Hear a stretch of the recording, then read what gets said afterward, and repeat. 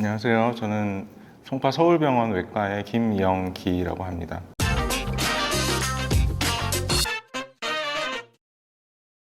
네, 오늘은 담낭에 대해서 제가 여러분께 설명을 드리겠습니다.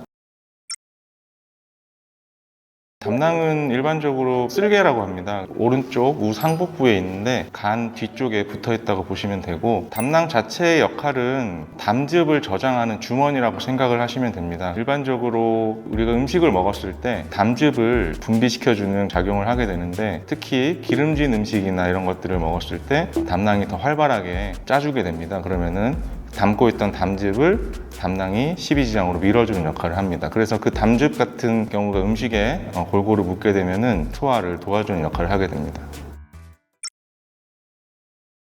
담낭염을 알려면은 우리가 이제 담석증이라는 것을 알아야 되는데, 담석이란 거는 담낭에 생기는 돌입니다. 그래서 담낭 같은 경우는 담즙을 담고 있는 장기이기 때문에 그 안에서 담즙이 고이게 되고, 그 시간이 길어지거나 하게 되면 그 안에 있는 성분들이 돌멩이를 만들게 됩니다. 돌멩이 종류는 여러 가지 종류가 있을 수가 있고, 돌멩이들이 담즙을 짤 때 담낭관이라고 하는 그 공간을 통과하지 못하고 걸리게 되면은 염증이 발생을 하고 통증도 발생을 하게 되고, 결국은 담낭염이 발생을 합니다. 네, 담낭염은 일반적으로 처음 진단을 받았을 경우에는 약으로 항생제나 담즙을 배출시켜주는 우루사 같은 약을 사용해서 치료를 하긴 하지만, 대부분 언젠간 또 재발을 하게 됩니다. 그래서 수술적 치료로 담낭을 제거하는 방법이 유일한 치료 방법이 되겠습니다.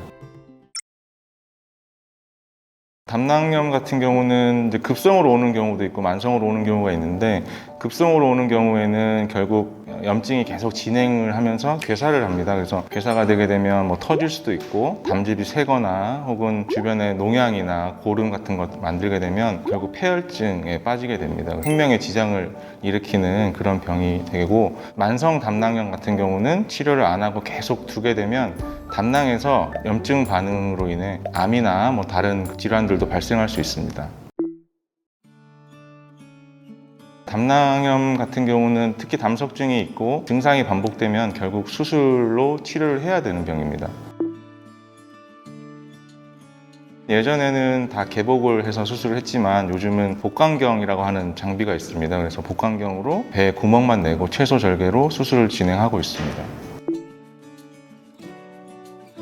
수술을 만약에 오늘 진행하게 되면 퇴원은 그 다음 날이나 다음 날 2, 3일 정도면 일반적인 생활은 다 가능하고, 식이 섭취도 수술 다음 날부터 다 진행을 하기 때문에 크게 불편하실 건 없고, 한 일주일 지나면은 정상적인 운동이나 이런 것도 다 가능합니다. 담낭에 생길 수 있는 여러 가지 병들이 많이 있습니다. 담석도 있고 담낭에 생기는 용종도 있습니다. 그래서 담낭 용종 같은 경우도 크기가 커지거나 하면 수술을 해야 되기 때문에 전문의에게 상담을 받으시러 내원하시면 제가 친절하게 설명을 드리겠습니다.